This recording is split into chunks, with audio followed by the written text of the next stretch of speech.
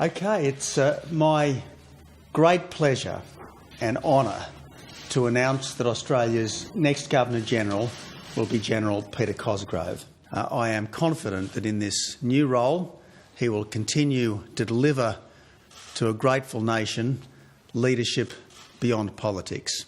I'm truly humbled to have been asked to take up one of the great constitutional offices of our democracy. I'd like to join the Prime Minister's tribute to Her Excellency the Governor-General and to Mr Michael Bryce. They've been a tremendous couple. They've discharged their duties in a way totally admirable, and I hope that I can follow in the great footsteps that she's placed upon the national landscape.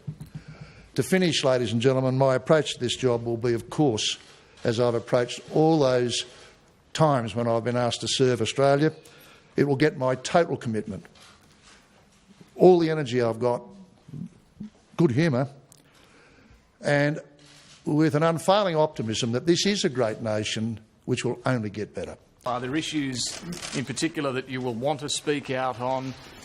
Will you be more reserved in comments on issues you've previously spoken out on? How will you approach the job?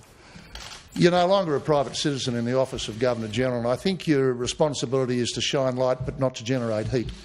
I think you've got to listen a lot and take in everything that you see, but you're not a participant in the political process. Would you views on the monarchy and a possible future republic? I've been labelled as a staunch this and a staunch that and a closet something else in relation to all of these issues. I would say I'm a very staunch Australian. The will of the people is always the overriding governor of what my responses will be.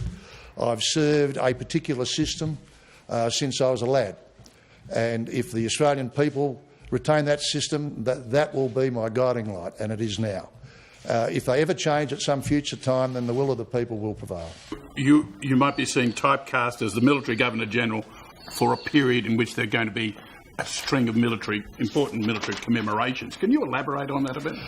Oh, well, I just think it's a natural feeling that people will have that if you're an ex-general, then you'll be turning up at, war memorial functions, and I'll do all that too. But it's a very wonderful society. It's pluralistic. It's the military is a very small proportion, albeit a precious one, of our community, and I'm going to make sure that my wife and I will make sure that we visit widely. I mean, I'd love to go with Adam Goods out to the Indigenous communities. I was talking with the Prime Minister about that yesterday, and if that suits his program, I think it would be a wonderful thing for Adam and I to go to see some of the stressed Indigenous communities to see what their conditions are like. Will you and your wife be looking forward to moving into Yarralumla, or will you perhaps take the example of the PM and make Sydney your base? Look, the seat of the Governor-Generalship is in Yarralumla, and that's where we'll be.